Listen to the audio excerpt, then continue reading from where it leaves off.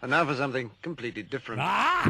Forget everything you've been told by others before. Get ready for the real deal, the full story, real talk about money, markets, life. Now, it's The Real Investment Show with Lance Roberts, presented by RIA Advisors. And good morning, welcome to The Real Investment Show. I'm your host, Lance Roberts. Of course, it is Monday again, but the good news is we're wrapping up the month. That means tomorrow is the last day of the month. We also get end of the month trading as well. So one thing we talked about in this past weekend's newsletter, so go to the website, realinvestmentadvice.com, click on the newsletter link, and we discussed really kind of two big things this week in the newsletter. One, and we'll go into a little bit more of this morning, is talking about yield curves. And we've discussed on the show before about how yield curves work and what those messages are. Well, we're finally getting one of those initial messages from the yield curve. So we'll talk about that a bit this morning. But the other side of this is that markets had a very big sell-off last week. And again, we had talked about this sell signal that we had gotten earlier in February, and we had talked about raising cash and reducing equity risk at that time. And then the markets really didn't go anywhere for about a week or so. The thing with sell signals is that's not uncommon.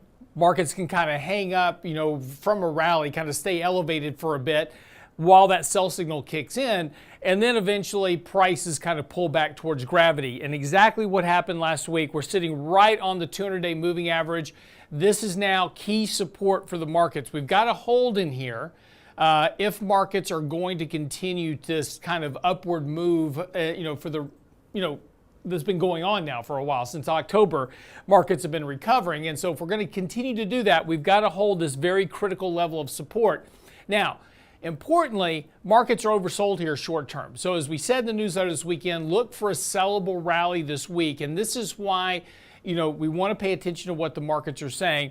First of all, we still have both of our primary sell signals in place, both our MACD indicator as well as our money flow indicator. Both of those are still suggesting lower prices, or at least a challenge to higher prices near term. In other words, money flows are going in the wrong direction right now.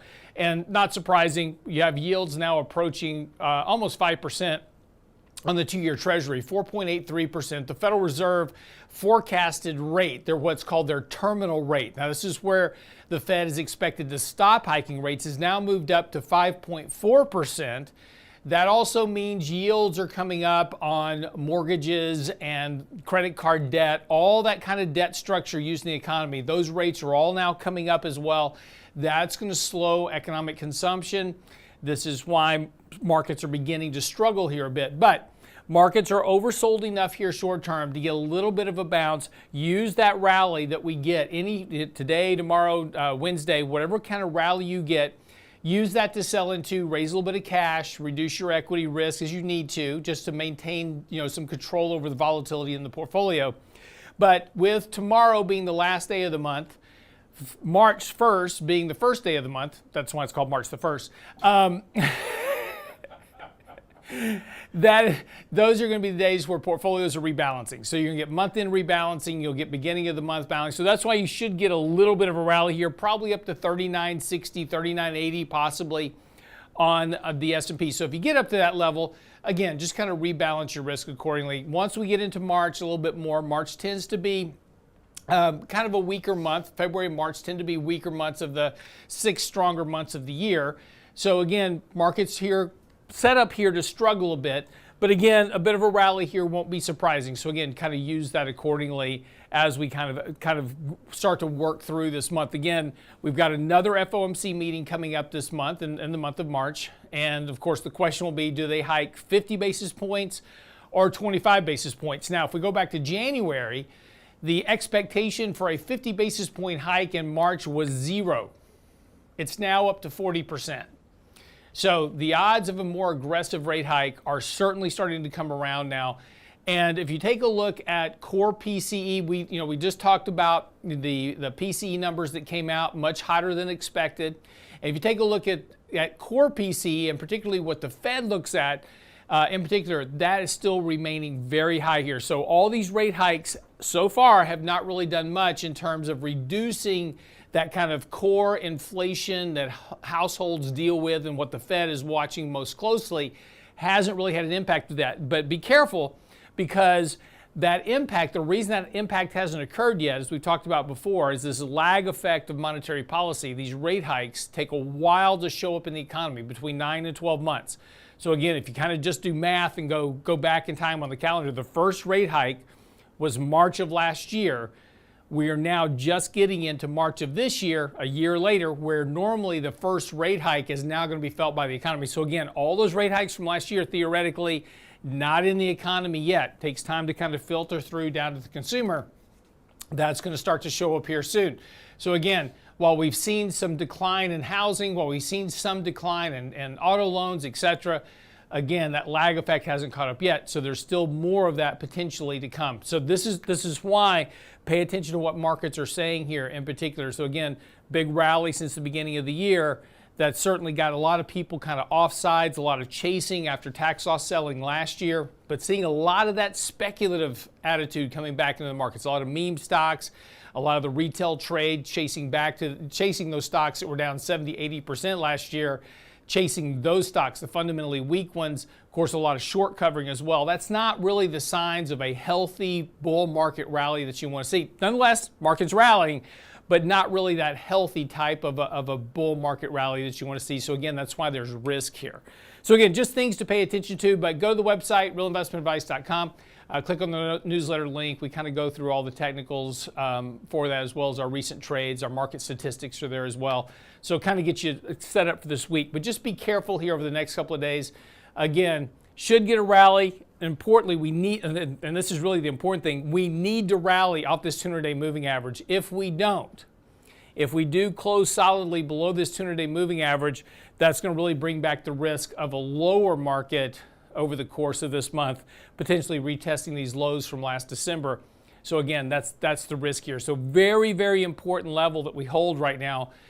This rally this morning, futures are pointing up about 20 points on the S&P. It's not a really strong rally this morning. Dow futures up about 145, but it's a rally nonetheless. So we'll take that. Okay, so when we come back from the break, we'll talk a little bit about yield curves, because again, we've talked about this on the show before. So some of this, if you've been listening to the show for a while, is a little bit of a recap about yield curves. Yield curves always kind of dismissed when they don't immediately result in a recession or a bear market, but that's not how yield curves work. But there is one yield curve that is now beginning to signal that recession countdown that we've talked about before. It generally takes 6 to 9 months once you start getting these signals to actually get into a recession. And now you're starting to get those early signals from the inverted yield curve. And it's not the inversion that matters. We've talked about this before. Now getting that first initial warning sign that a recession is approaching. So again, something else we'll have to deal with over the course of 6 to 9 months. But this all kind of coincides with what the Fed is trying to do, what's happening in the economy, and ultimately what happens with your money. So we'll get into that this morning right after the break. Get by the website, realinvestmentadvice.com. Get the latest newsletter. Everything I'm going to talk about is in that newsletter. Our daily market commentary is out, as well as be sure and subscribe to our Before the Bell channel. That's our new YouTube channel where we do our 3 minutes on markets and money every single morning. So we'll keep you up to date on everything. It's all there at the website for you, realinvestmentadvice.com. We'll be right back.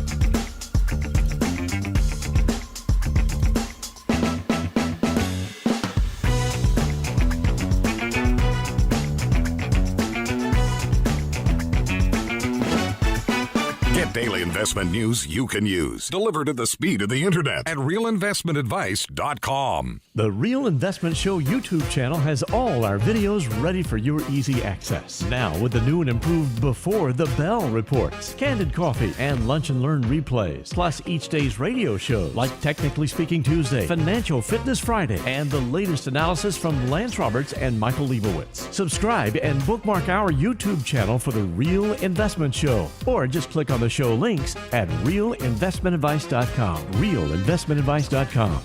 Hi, Lance Roberts here. If you're like most people, your 401k plan represents the bulk of your retirement assets. And unfortunately for many, managing your 401k plan can be difficult. There's so many choices, so many things to consider. With just a quick email, a couple of questions, you can put RIA advisors to work for you managing your 401k plan. Get started right now at the website, realinvestmentadvice.com, or simply call our toll-free number, 855-RIA-PLAN, or again, simply online at realinvestmentadvice.com. Health and financial security touches everyone within your organization. Offering benefits for all doesn't need to be complicated. Hi, I'm Tom Allen, Senior Benefits Consultant at RIA Advisors. RIA Benefits provides independent expertise to find solutions that speak to the mission of your business, the culture you want to establish, and the budget you are able to work within. Book a free consultation with me at realinvestmentadvice.com/retirement, and we'll find a solution that takes care of your most important asset, your people. realinvestmentadvice.com/retirement, realinvestmentadvice.com.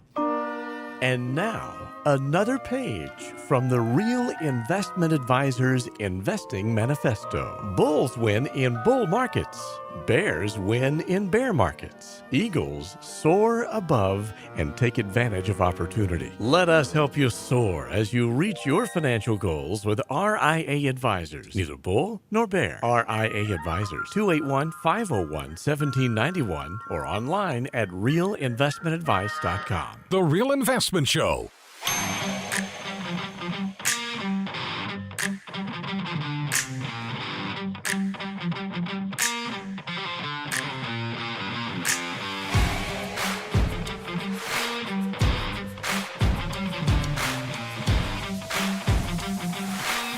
The one thing I'll get into a little bit later on this morning is stock buybacks. We have talked about those before, and I thought it was interesting over the weekend. Warren Buffett made a comment in his annual newsletter about stock buybacks, which was totally misinterpreted by the mainstream media. And of course, everybody in the mainstream media come out. It's like, he says economical, people that are against stock buybacks are economic illiterates. That's true. He did say that, but only specifically related to what he's doing, not what's happening in the market in general. We'll talk about that in just a few minutes. But like I said beforehand, so in this weekend's newsletter, we talked a bit about yield curves. So a brief bit of history. And again, if you've been listening to the show for any length of time, we've discussed this before. So again, a little bit of this will be a repetition. But for people who are new to the show and haven't listened before or haven't heard our commentary on yield curves, this will be important for you to understand. So first of all, what's a yield curve? A yield curve is the difference between two different yields. So you take a look at the 2-year Treasury yield this morning, currently yielding 4.83%. The 10-year Treasury yield is about 3.9%. So the 2-year Treasury yield is higher than the 10-year yield, and so therefore that yield curve, right, between those two yields is inverted. There's an inversion of those yields because theoretically, if I'm loaning money to Brent, if I'm loaning money to him for a year or 2 years, in theory, I should charge him a lower interest rate than if I'm lending him money for 10 years because the longer the duration of the loan is, the higher the risk of default becomes, particularly when it comes to Brent and his ability to pay debts. So that's just how it should work economically speaking, right? Interest rates should reflect duration, credit, those type of things, right? So now we're talking about a treasury bond here. So the risk of default is essentially nil. This is why we call treasuries risk-free. Now, people will argue with that considering we're about to have another big debt ceiling debate right now, and we're all going to be talking about defaulting on the debt, which isn't going to happen, but we'll all be talking about it. But so right now, these yield curves are inverted. Now, historically, here's the message from the mainstream media. The 10-year, 2-year yield curve is inverted, and it can be the 10-year, 3-month. It can be the 5-year, 1 year. You just, any two yields you can put together, you can see if they're inverted or not. The message from the media is the yield curves have inverted. That means that there's a recession coming. And so be prepared. We're about to have a recession. And this has all happened last year. And you'll remember that everybody last year was talking about this imminent recession. In fact, the Google searches for recession just shot through the moon. Everybody was expecting a recession last year. And on the show here, we said, hey, when everybody's expecting a recession, typically doesn't happen. It's a psychology thing. Now, and we put this in the newsletter this weekend, the commentary has been talking about a no landing scenario, which is no recession at all. Those searches for a no landing scenario have been taking off. Searches for recession are in a recession. There's basically nobody looking for a recession right now in terms of Google search trends. So now no one expects a recession. Why? Because, well, we had the yield curve inversion. Obviously, it's wrong this time because the yield curve inverted and we didn't have a recession. And so this is the first time in history, going back to like 1950, that the yield curve inversion didn't lead to a recession. But see, that's an incorrect statement. It's not the inversion that is the signal for a recession.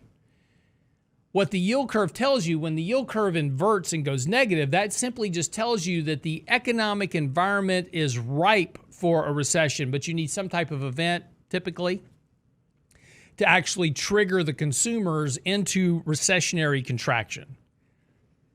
And we can go back in history and look at all the prior recessions. You know, we had an inverted yield curve prior to 2008, and then you had the recession come after. Also, the other fact of this is that when you look back in history, you can see the recessions as it overlays relative to yield curve inversions. But remember that the National Bureau of Economic Research, when they date that recession, is generally far after the fact. So how do you know when to be worried about a recession? That's really, when you're talking about yield curves, how do you know when to actually be worried about the recession? Well, it's when the yield curve uninverts is your signal. And the reason is that when the yield curve is uninverting, let's talk about what's happening in the economy at that point. Now, again, we have to realize that when the yield curve begins to uninvert, we still won't have an official recession. That still hasn't been dated yet, because the National Bureau of Economic Research, when we actually get into an economic recession in the U.S., the National Bureau of Economic Research will wait for data to be revised and a variety of other things. And they're generally 6 to 9 months late after the recession officially starts. So they come back and they say, oh yeah, the recession, it started in March of 2023. But we won't know that until December of 2023 or March of 2024, hypothetically speaking. So how do you know when to really start worrying? And when this comes to your investing portfolio, how do you really know when to start worrying about the impact of a recession on your investments? And that's when the yield curves begin to uninvert. So now, as I said, let's talk about what happens when the yield curve is uninverting. Why is the yield curve uninverting? Right now, we know the yield curve is inverted because inflation is running hot. The Fed is hiking interest rates on the short end. That's the end of the curve that they control. They control the 3-month, the 1-year, the 2-year Treasury. If you take a look at Fed funds and a 2-year Treasury rate, they're basically interchangeable. They're very close to each other. Very high correlation. Now, once you get out on the longer end of the curve, that's driven by economics, inflation, and what's happening out there. So long end of the curve, those yields are controlled by what's happening economically. So economic growth, inflation, those type of things, that's what's controlling the longer end of the curve. When the Fed begins, or let me back that up. When the recession begins to actually set in, and the Federal Reserve recognizes that there is a risk to the economy, to financial conditions, etc., they'll begin to take action. When you begin, or I should say, if there's some type of financial event, right? Credit crisis, Lehman Brothers event, financial fallout of some sort, the Fed will begin to cut rates. Now, when the Fed begins to cut rates, they cut rates very quickly.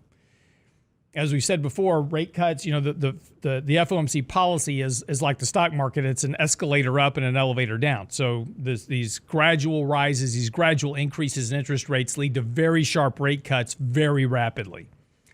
And that's when they're trying to offset the impact of a recessionary drag or trying to offset the impact of a financial event on the markets and on the economy.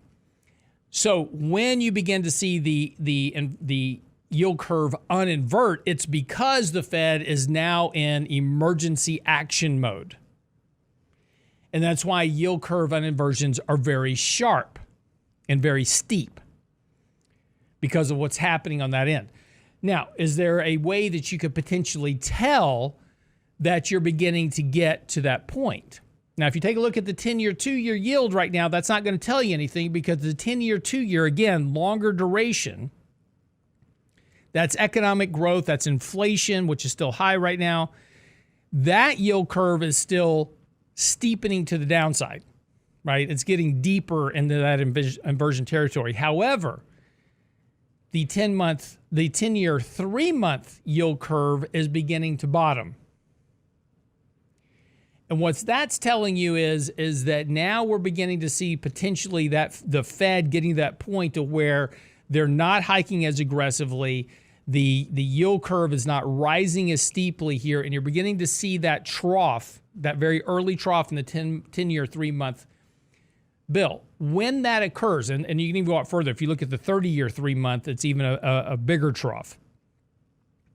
That's mortgages at the 30-year. The reason that trough is important is because that trough is your leading indicator for the recession clock. Historically, when you see that trough, it's between 6 and 9 months until the recession. So again, that just happened this month. So now let's go back to all those recession calls last year, right? Now everybody says, see, the yield curves are wrong. There was no recession. Now everybody's going, hey, oh, thank goodness, we're in the no recession camp. But you're just now getting the signal for a recession 6 to 9 months from now. But this is typical of psychology, and this is also typical of how the markets work. This is why, as we said last year, when everybody was expecting a recession, it was going to be, if we would have had a recession last year, it would have been the most well-forecasted recession in U.S. history. But that typically doesn't occur. You get recessions when nobody's predicting one. And we're starting to get to that structure now in the economy and the markets. Nobody is expecting a recession. And that's good if you want one. I don't know why you would want a recession, but if you're hoping for a recession, you know, this is how you get set up for one. Now, from an investment standpoint, this is good for us to know and something that we have to watch closely because obviously during a recession, some things have to happen. And we'll talk about that on the other side of the break, and then we'll talk about stock buybacks as well. That's all coming up on the rest of this show this morning. It's the Real Investment Show. Get by the website, realinvestmentadvice.com. This conversation about yield curves, if you want to see all the charts, the graphs, the tenant stuff, it's all in the newsletter this weekend on the website, realinvestmentadvice.com. Be right back.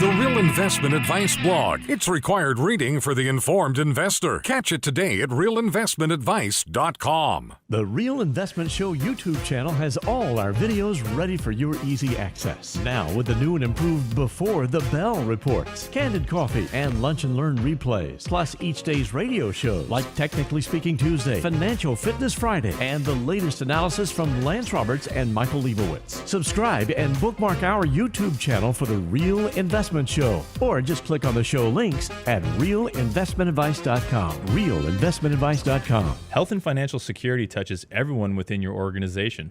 Offering benefits for all doesn't need to be complicated. Hi, I'm Tom Allen, Senior Benefits Consultant at RIA Advisors. RIA Benefits provides independent expertise to find solutions that speak to the mission of your business, the culture you want to establish, and the budget you are able to work within. Book a free consultation with me at realinvestmentadvice.com/retirement, and we'll find a solution that takes care of your most important asset, your people. realinvestmentadvice.com/retirement, realinvestmentadvice.com. You're listening to The Real Investment Show. And now, another page from the Real Investment Advisors Investing Manifesto. A passive investment portfolio requires active risk management. It's not a choice, it's necessity.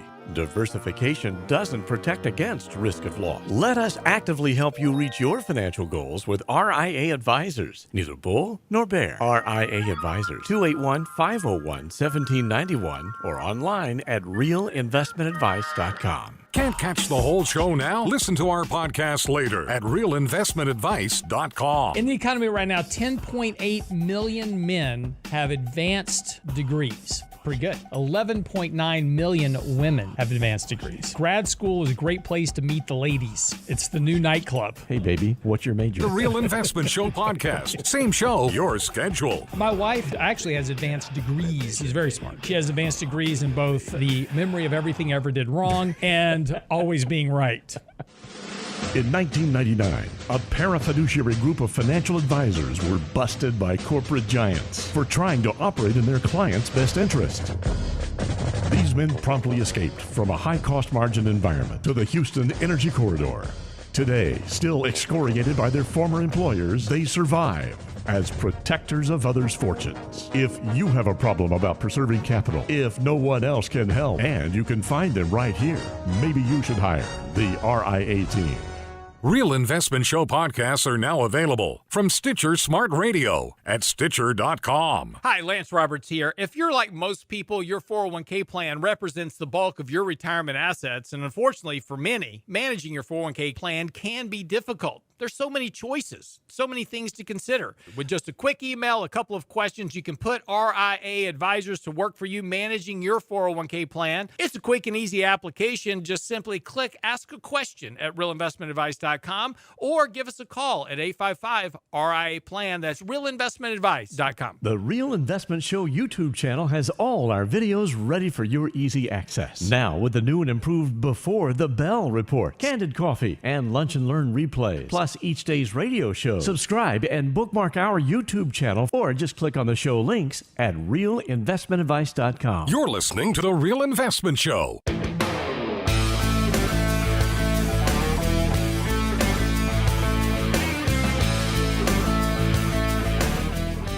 So that realinvestmentadvice.com spot you just did? Yes. Yeah, I like the reverb on that. You like put in that? Did you have to shoot that in the bathroom? Or I was just beside myself. Very crafty. Yes, thank you. Very crafty. Thank you. So just for the break, talking a little bit about the recession and that you're just now starting to get these kind of early signals that a recession is coming, right? So we're talking about this 10-year, 3-month yield curve trough that is starting to show up. 30-year, 3-month is more pronounced. Typically, that's a 6 to 9 month lag time before the recession actually sets in. But even then, we won't know that until the National Bureau of Economic Research dates it later. But this is a bit of a conundrum, right, to a lot of investors because, again, we had the yield curve inversion and it's been hanging around for quite some time now, and it's getting deeper at this point.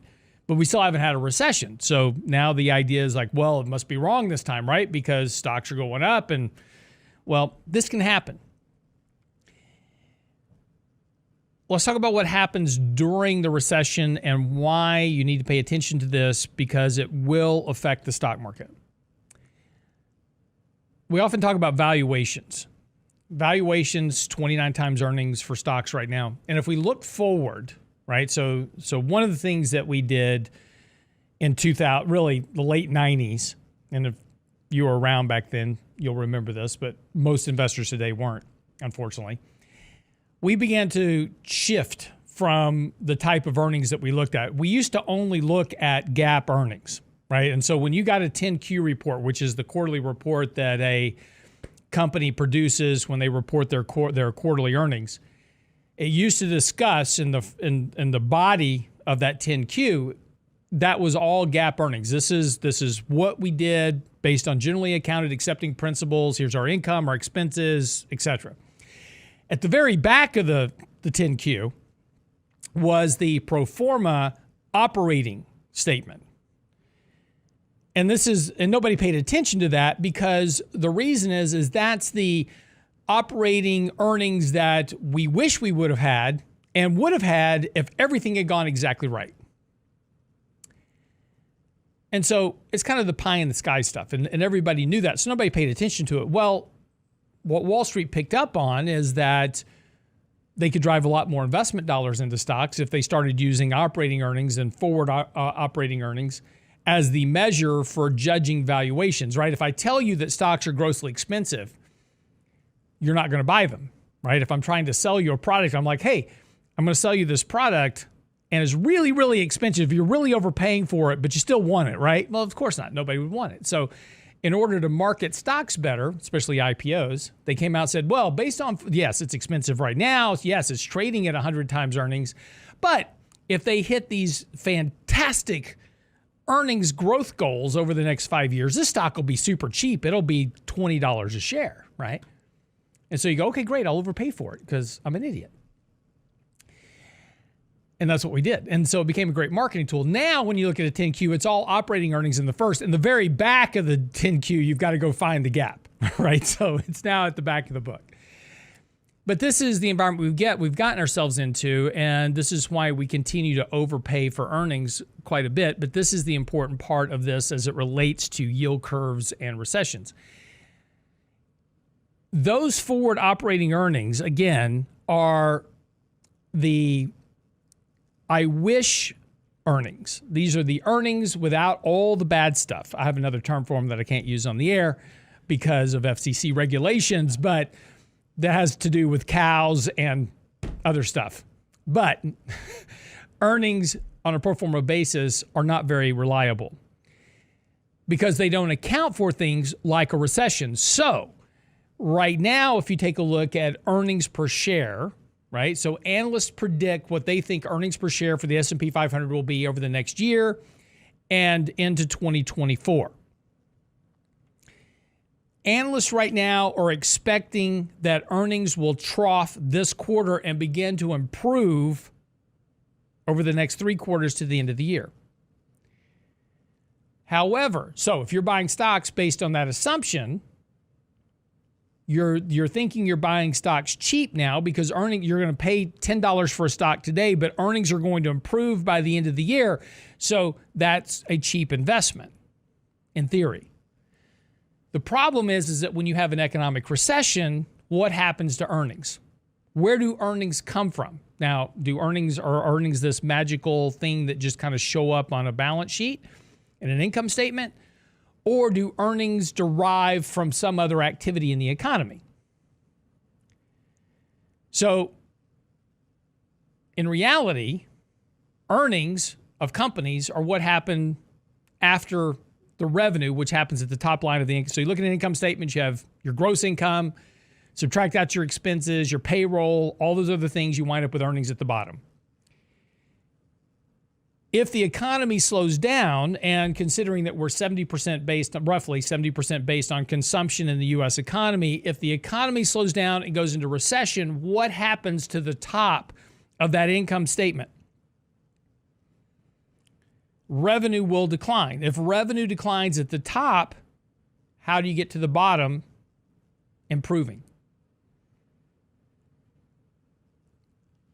So if valuations are 29 times earnings now, and we get into a recession, one of two things have to happen. Either valuations will go up more because the P is either stable or rising because the E is declining as earnings decline because of the recession, or valuations are going to fall as both the P and the E are declining. In other words, the price of investments will fall to accommodate for lower earnings. And this is why during recessionary drags, valuation, you have what's called a valuation reversion in the markets. Because it's now the price that now investors are repricing their investments for what they believe earnings are going to be in the future, which were less than what they originally anticipated. That's what yield curves are telling you is coming, is that repricing of earnings and markets and investor expectations and those type of things.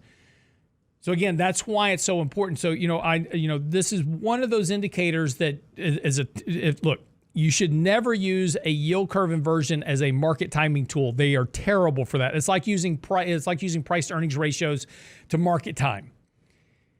The messages are so lagged and they can take so long to mature because of economic variables, market variables, Fed variables. They make terrible market timing devices. But this is what the media does constantly. They say, well, valuations are 29 times earnings and the market didn't crash. So see, valuations don't matter. We heard that a lot in 2020, by the way. Yield curves are inverted, but we didn't have a recession. Markets didn't crash, so it must be wrong. The media looks at these as market timing devices. They are not market timing devices. They are terrible market timing devices. But what valuations tell you with clarity is what your forward expected returns on investments will be.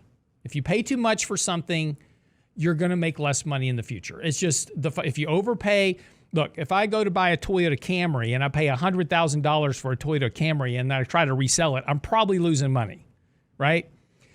If I pay $500,000 for a house that is worth $250,000 and I go to sell it in the future, I'm probably losing money. That's all valuations are telling you. You're paying too much for the stream of earnings that these companies are making. This is my problem with companies like Coke and Procter & Gamble and others. We own Procter & Gamble in our portfolios, but it really bothers me that we own Procter & Gamble because this company grows earnings. They're a very steady earnings grower, but they don't grow earnings nearly fast enough or revenues fast enough to justify 30 times earnings. Coke, McDonald's, all these companies, Disney, way overpriced in terms of what they can actually generate. These are big, mature companies, right? And we're overpaying for them. So eventually, at some point, valuations and earnings will matter, but using them as a market timing device is a terrible idea. Dismissing them entirely is a worse idea for your portfolio. So that's why we pay attention to this stuff. Again, we manage portfolios on the short term. That's why we focus on technicals so much, right? Every morning when we open the show, we talk about the market, where it is technically, those type of things, because that's what's telling us what's happening. That's the market psychology in the short term. That's the herd mentality at work. And we have to be aware and appreciate the overall psychology of the herd, even when they're completely stupid. But what valuations, what yield curves, those type of things tell us is where we're going to be in the future, which is why we pay attention to that as well. Because we know where we're headed, but we have to navigate the road to get to our destination. This is why my mother was the worst navigator ever when we used to drive on vacations. She never paid attention to the map. So we had lots of scenic tours around the country. Most people called it being lost, but in her terms, it was a scenic tour. In a roundabout way. All right, quick break, come back. Stock buybacks, good, bad, economic illiterates? That's what Warren Buffett says. We'll talk about it right after the break. Don't go away. Confusion, can't you hear the sound that's in the air? It's rock and roll, it's rock and roll, it's rock and roll. It's rock and roll, it's rock and roll, it's rock and roll.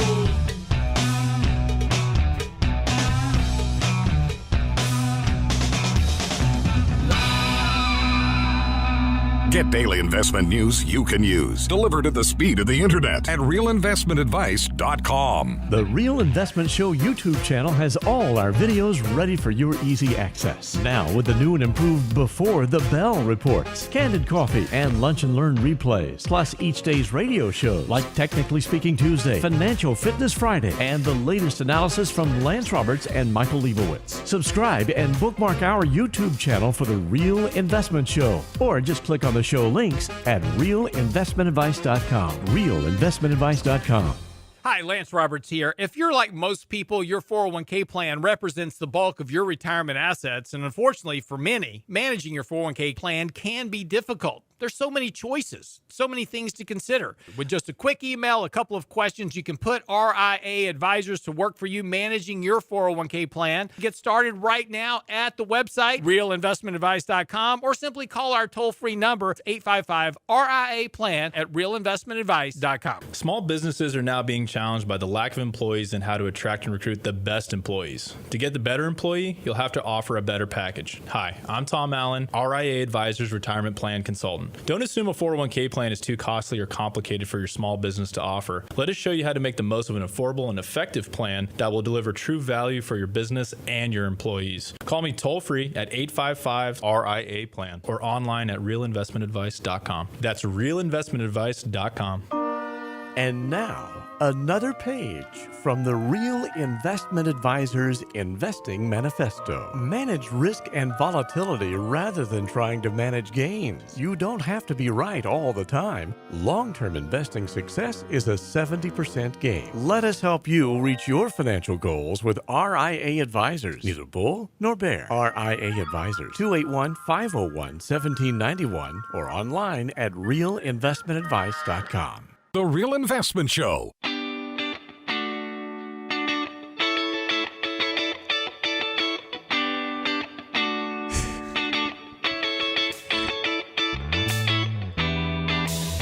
It's a sign of the times, my friends.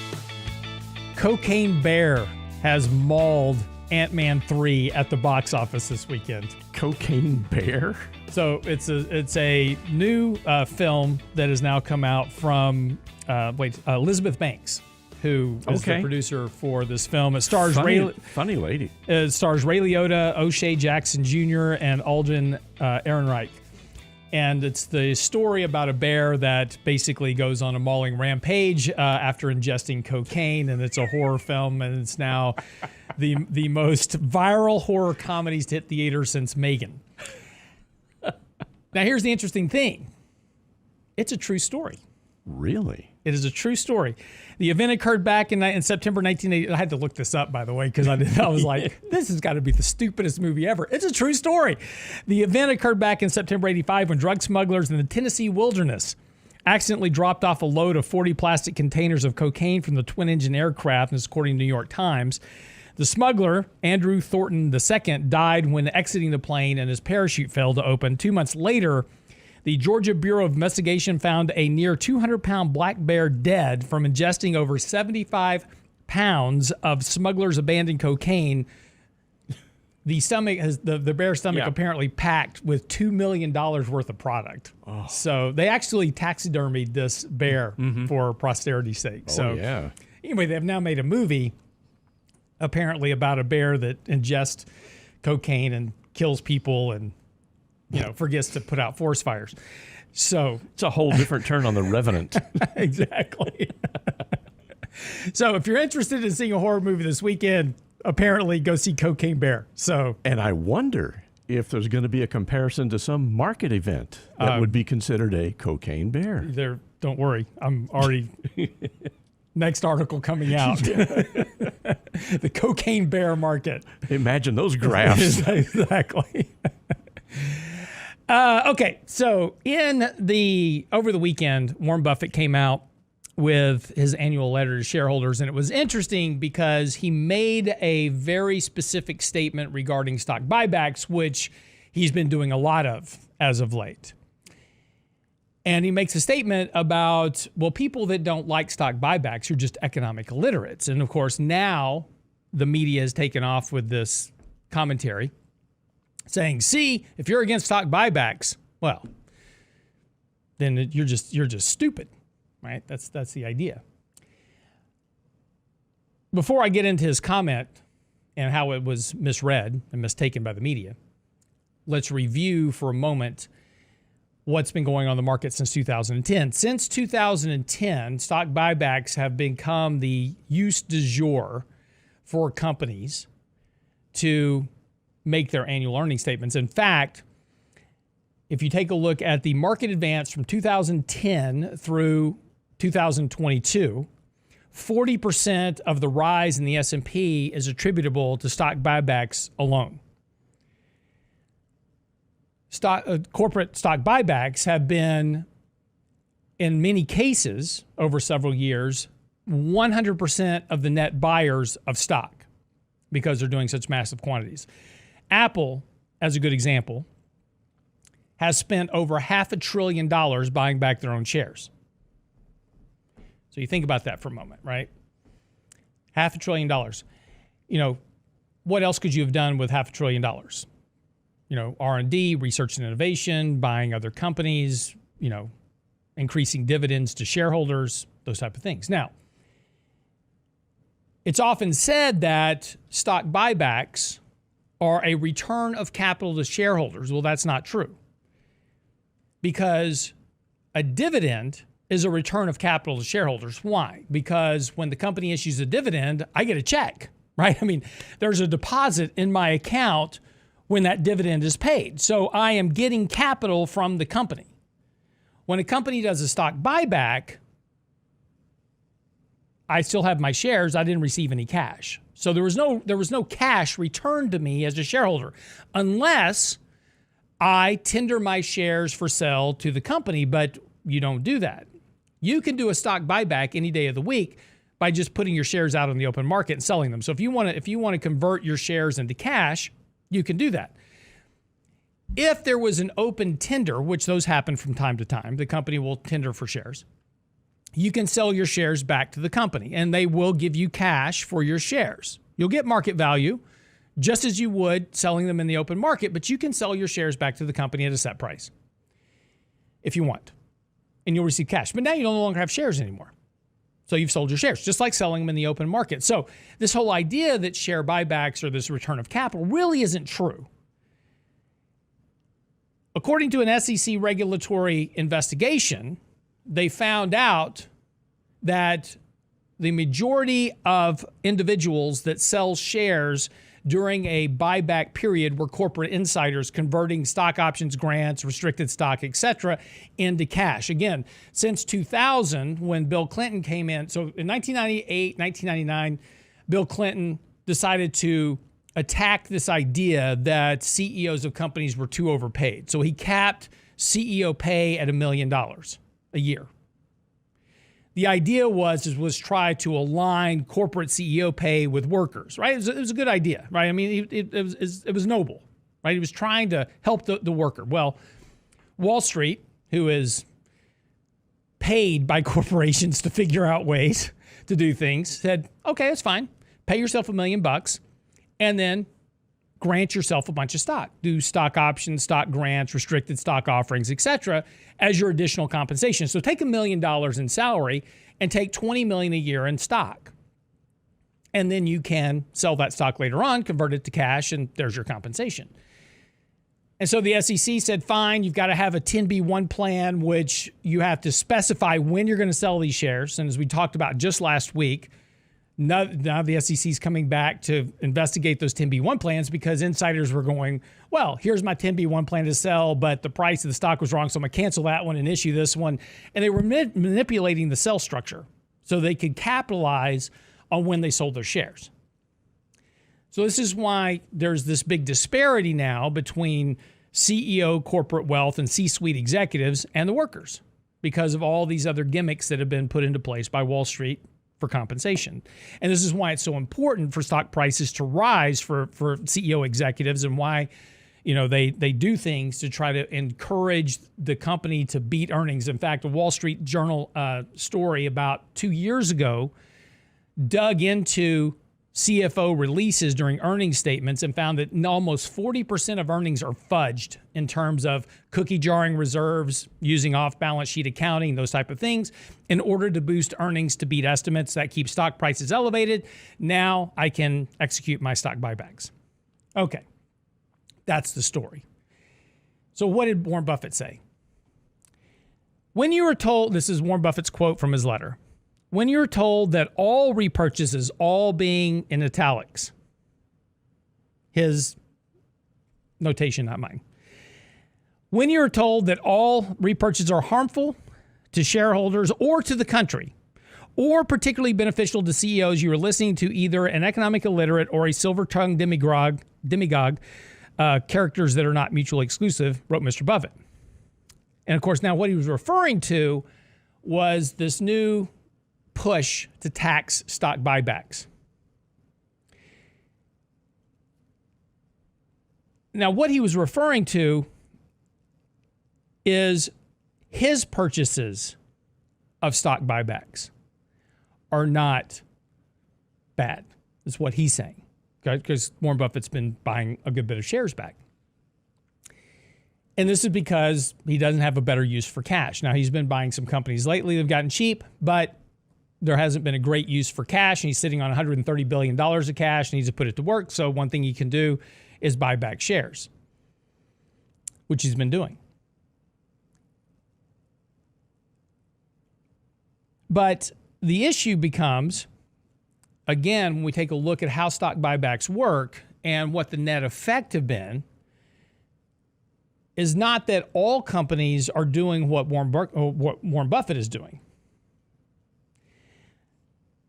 Jason Zweig, I've written, if you go to realinvestmentadvice.com and just type in buybacks, you'll get 2 or 3 articles that I've written about buybacks and how they work in the economy. But Jason Zweig, if you don't believe me, here's Jason Zweig from the Wall Street Journal. It's not surprising that buybacks drew ire. He's talking about Warren Buffett also. Over the past 5 years, according to the S&P Dow Jones, companies have spent $3.9 trillion repurchasing their own stock. Buybacks, this is Jason Zweig, buybacks are neither good nor bad. They are simply a tool. Just as you can use a hammer either to build a house or knock one down, buybacks are useful in the right corporate hands, in this case Warren Buffett, and dangerous in the wrong ones. In a buyback, company uses cash to repurchase some of its shares, typically at market price, from stockholders who choose to sell. But again, stockholders don't sell directly to the company. It's mostly insiders. As the Wall Street Journal has pointed out, in 2009, Citigroup repurchased more than $20 billion in shares from 2004 to 2008, right before it needed roughly $45 billion government funding during the financial crisis. We saw this with Boeing during the 2020 pandemic. Boeing had spent 5 years buying back their own shares, and as soon as the economy got into trouble, they had to go to the government begging for money to bail themselves out. The problem with buybacks is always the same, which is it's the least best use of cash for a company, and it's being used to meet earnings in order to keep earnings above estimates that support stock prices and supports the corporate insiders. So again, the majority of buybacks made by companies are really neither good nor bad. In fact, as Jason Zweig points out, in the year following buybacks, investors generally lose money. So that wraps up the show for the day. We'll have more on this discussion later, I'm sure. So stick around for more of the Real Investment Show. Get by the website, realinvestmentadvice.com. We'll see you back here tomorrow.